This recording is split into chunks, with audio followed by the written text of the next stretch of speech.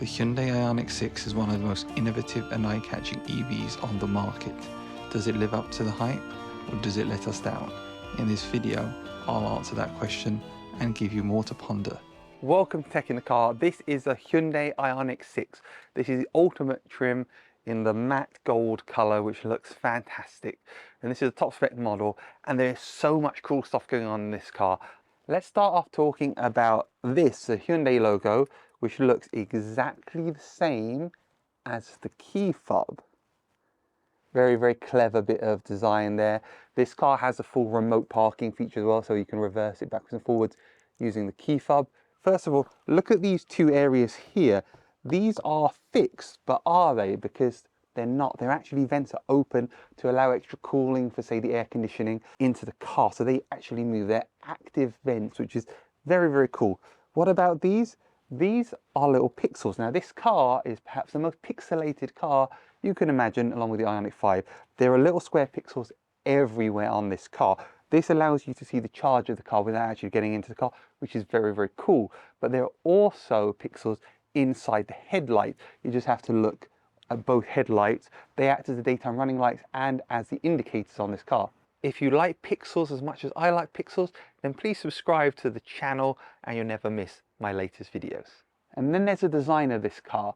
This has a look of a Mercedes CLA from the side, but at the back there is a wing, just like you'd get on a Porsche 911. This gravity matte gold paint color, which looks almost silver in this color. And of course, there are cameras all over this car. There's a camera here. It's got a 360 camera system, which is very, very sophisticated too.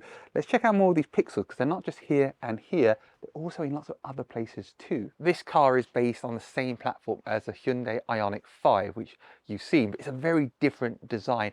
This car has a drag coefficient of 0.21, which is the same as the Lucid Air, which is the most efficient car you can get, and the Mercedes EQS, which is the most ugly car you can get. Sorry, Mercedes, it is. This car has 325 horsepower, 600 Newton meters of torque, which is more torque than my Audi RS3, but slightly less power. And it is an all-wheel drive with front and rear motors, but there is also a single motor version available as well. And it's available in the Ultimate and the Premium trim here in the UK. This model has these really cool digital wing mirrors, which I love, which we're going to look at in a second too. This car, as spec, is around £55,000, but it starts slightly less if you go for the premium trim. And this is a totally different design to what Hyundai have done with the IONIQ 5. As I said, that's boxy, futuristic, retro, but there are some things it has in common, which we're going to look at too. At the side of the IONIQ 6, we can see these really cool 20-inch alloy wheels, which look fantastic. Aerodynamic, yet very, very fancy, which I love. As we come to the back of the car here, you'll see we've got this swooping design, very reminiscent of a CLA Mercedes. We continue the pixels here. And then there are also pixels inside the handle as well, which when you approach the car will automatically open up from flush. And I love these hidden door handles. I think they're a very cool feature, which makes the car look more aerodynamic. And of course, these are the optional digital mirrors. They're about £900 in the UK. If I unlock the car, you can see it opens up. And we've got more pixels here. Yes, pixels here. There are even little pixels inside the pixels. This car should be made by Google, because it is a pixel car with pixels everywhere. In fact, there's more pixels on this car than there is on a Pixel phone. Now here at the back, you can see we've got a very cool light bar. Also all pixels. In fact, again, the pixels carry on here, and there are also pixels on this rear wing. And it does very much feel and look like a Porsche from this position. You've got the swooping back window and you've got the wing. It's very, very sporty at the back. Now that isn't where the pixels end, because there's more pixels down here in the bottom reflector area. Lots and lots of pixels, and there's even a pixel button here. If you push the pixel on the button here at the back, then you have a fully electric boot. This is not a hatchback, even though it might look like a hatchback. One thing it does have, which is very cool, as well as the 400 litres of space here, which is a tiny bit smaller than a Polestar 2, but still very spacious. I mean, I could easily fit 3 or 4 full-size suitcases back here. And then we have these pull tabs that I can pull, and the seats will come down by themselves, which is really, really handy. You don't have to go and actually physically move the seats. Now, the car which is closest to the IONIQ 6 is actually the Tesla Model 3 in terms of pricing, range, and general all-round features. The Model 3 is this car's competitor. Now the Model 3's just had a 2024 refresh, which has got some minor redesigns and some minor improvements. In fact, the software has got better, but also the car has an improved coefficient for drag, which is the same as this car. So Tesla made the car more efficient. However, this car was already more drag efficient. This car is actually 7 inches longer than the Tesla Model 3, so you've got slightly more space in it. Sitting in the back of the IONIQ 6, it's fairly comfortable.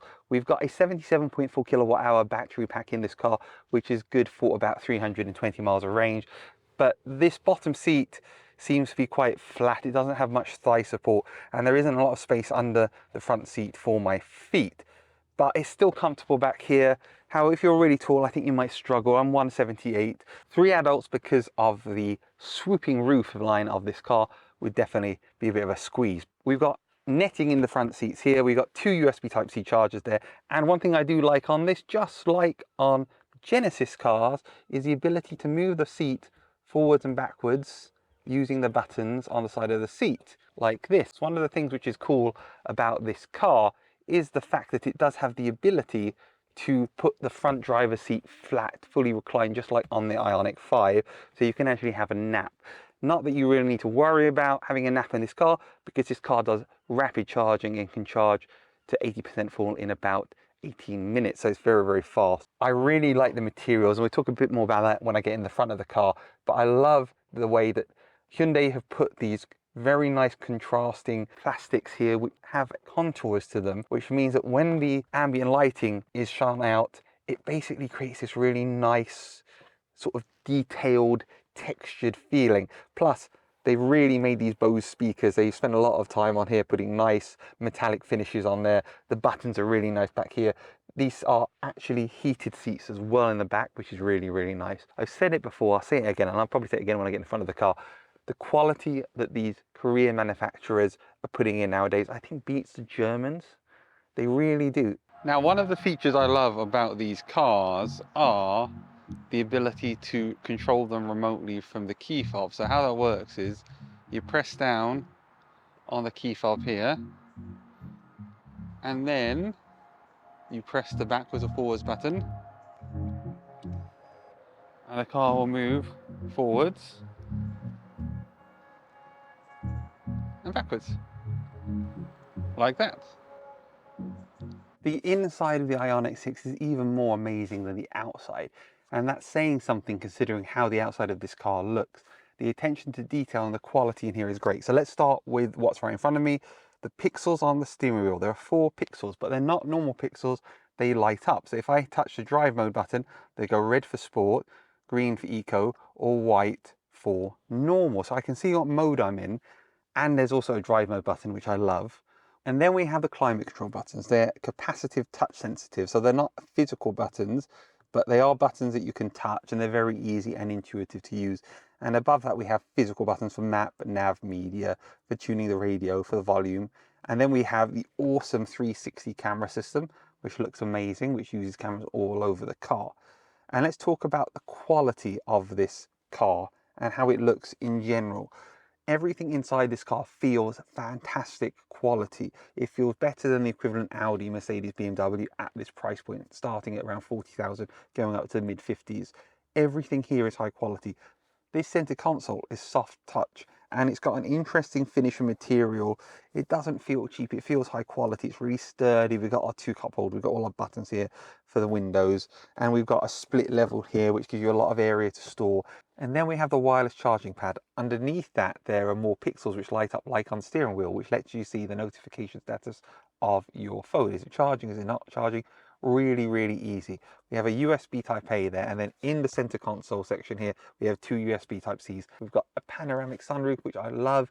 Very rare to have a glass panoramic sunroof that opens in an EV. Normally, they're just big glass roofs, which are amazing and bring lots of light, but you don't get any air. Well, this one, you get air. And then we're going back to the details here. Look at this ambient lighting. It goes all the way across the dashboard, but underneath it, this plastic area has got these contours, these same contours which exist on the side of the door. It means that everything looks interesting. There's no shiny black plastic in here. Every detail has a contrast and an interesting look. Talking about those details, look at this. This Bose sound system has a massive speaker grille which goes over half the door. Now there's no way the speaker is that size in here. It's probably only a quarter of the size of there, but they've taken the decision, Hyundai, to put a nice big classy looking metal grille on there to make it look really, really high quality, and they've done it. And then we have the digital wing mirrors. These let you see outside much clearer perhaps than you can see if you have a traditional wing mirror. The fact is, if it's raining, if it's cold, if it's steamy, and the car windows are not clean and you see through, then you can't see outside. These digital wing mirrors can, because they're inside the car, the screens, and they're not affected by those problems. If I had one criticism of them, however, it would be the positioning. Although they're symmetrically designed one each side of this wing, on the driver's side, your eye isn't naturally drawn to it. It would make more sense if they were straight as part of a 3-screen area on the driver's side, but on the passenger side, that's fantastic. One car which had a setup like that was a Honda E, which you can see my review of as well on the channel. So here we have the Frunk at the front of the IONIQ 6, and you'll see it's very small. There's barely enough space to fit the instruction manual for this car. In fact, maybe that won't even fit in that gap. Now, it's interesting that even though this is a fully custom bespoke EV platform, the washer fluid and the coolant all seem to be at the front of the car. Why is that? Probably because car manufacturers have built cars like that for a long time, and changing how they do it is just too expensive and not very, very efficient. I think you might find that big Frunks will go away with time, that they are a result of new technology and manufacturers trying something different, which actually they might decide that it isn't worth doing anymore. So I think you should enjoy your big Frunks while you have them, because you might find all cars have small Frunks like this car in the future. Let's check out the infotainment system now on the IONIQ 6. This is a home screen, and these are the app options you have. And what I like about this is you can see your media, you can see the time, you can see your battery charge and your range and where you are. We can tap on this and we can go into Android Auto. Let's make sure it doesn't start playing any songs here. And we've got our nice dual screen Android Auto, which I really, really like, where you can go between your music and see everything going on really, really nicely. And then we can go back, and we do have physical buttons along the bottom, so we can click on map to take me directly to Hyundai's map system, or nav to take us to the nav options, or media to take us back to the media. And then if we press the star button, we can set it up however we want. I've set it up like this, so it takes us back to the main menu. You can see your electric charge range and how much range you've got with the air conditioning on and how much you have with it off, which is very useful to see. Also, whether it's using vehicle to load, because this car can charge other vehicles. And then we have our vehicle settings. So this car has a lot of driver safety technology, as you can see. Driver convenience with adaptive cruise control, highway driver assist. You can automatically change lanes on the motorway. You can see we've got forward safety, cross traffic alerts, surround view, parking distance avoidance. So we can actually turn those on. Those weren't on, they should be on. We've got a ton of safety equipment on this car. Again, very easy to use. Speed limit, let me know when I'm driving too fast on the speed limit. Give me warnings as well. So this is just a very, very intuitive, easy to use system. Let's take the car for a drive now, and let's see how it performs as well, and see how quickly it does 0 to 60. Behind the wheel of the IONIQ 6, I'm impressed by the suspension of this car immediately. We've got 20-inch wheels which carry themselves over the bumps in the English roads very, very well. I'm not bothered at all by those bumps. And that impresses me, because normally on big wheels, like 20-inch wheels, you notice those bumps. But in this car, no, not really. Which really impresses me, because it doesn't have a special air suspension. It doesn't have any kind of special suspension at all. It's just been tuned really, really well by Hyundai's engineers. And that is a really good sign of this car's potential and what it can do. If they fine-tuned it that well so that the suspension rides so well, then the rest of the car must be fantastic, mustn't it? And I think honestly it is. We've got a really, really capable car. Steering is very light in normal mode, and as we move between the modes, which I'll do in a little bit, it gets a bit more sporty and a bit more direct the way this car handles. But driving along right now in the town, minding my own business, it's just silent, agile electric car, and very, very comfortable. There's a ton of space in here, and it feels luxurious, and it feels very much like a premium high-end car that you wouldn't get necessarily, well, you won't get from German manufacturers at the same price point. Yes, this car is around the £55,000 mark, which is by no means an inexpensive car, but for what you get, it's very hard to argue with it. We've got the technology and the comfort and the performance in a car which looks the part too. That's something. Have the different modes change how the car drives? So we've got the drive mode button down here, which I love. If I tap it into sport mode, immediately the response is faster. We've got 325 horsepower, 600 Newton meters of torque in this car, which is a lot of performance from this car. I feel like there's a bit more torque than there is more power. I mean, there literally is, but I feel like when driving at the top end, you feel like maybe it runs out a bit of power before the torque finishes. Now, that's not to say that this car isn't very, very fast. This is faster than pretty much every hot hatch on the market. It's got over 300 horsepower and even more torque than my Audi RS3. So it is really, really a very quick car, and also a very efficient car, and also a car with all the latest technology in it. But in sports mode, much stiffer, much more responsive. If I put it into eco, you feel it just gets a bit lazier to respond, which makes it more efficient. And in normal mode, it just sits in the middle between the two, as you would expect from a normal mode.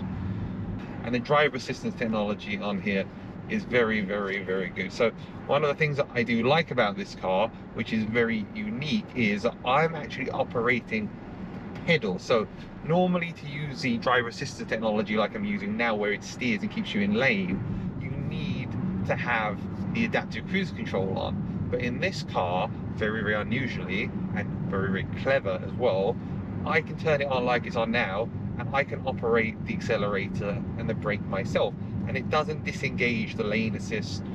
It still keeps me in that lane, and I think that's quite good as well, because there are times when the adaptive cruise control is very slow to respond on all cars when you're sitting in traffic. But if you engage it with your foot, then what happens is you lose the lane assist, so it loses the ability to do that, and then you have to reset it. So I think that's really clever that Hyundai have done that on this car. So all around, comfortable, good performance, great technology, fantastic looks. I can't say more than this is a fantastic car. It really is. Let's check out the acceleration of this car, the IONIQ 6. So remember, we've got 325 horsepower, 600 Newton meters of torque.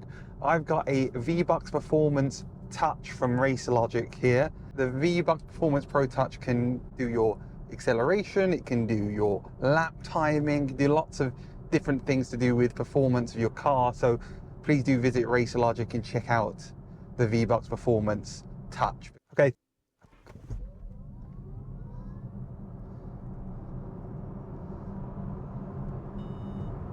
.4 seconds. That is fast to 60 miles an hour. And of course, you get that instant torque, so it feels even faster. Ignoring its looks, which for some people would be a selling point on its own, this is a fantastic EV.